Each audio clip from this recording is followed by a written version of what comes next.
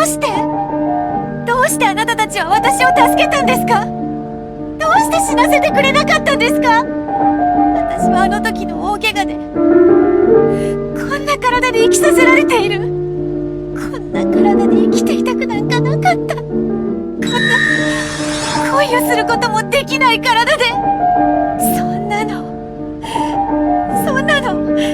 生きる価値がないんじゃないですか？そんなの人間じゃない、核じゃないですか。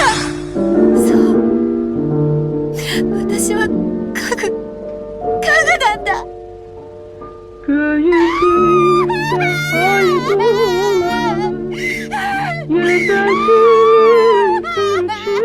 çiçek Gören haçan bir de yarın Kapımızdan geçecek Gören haçan bir de yarın Kapımızdan geçecek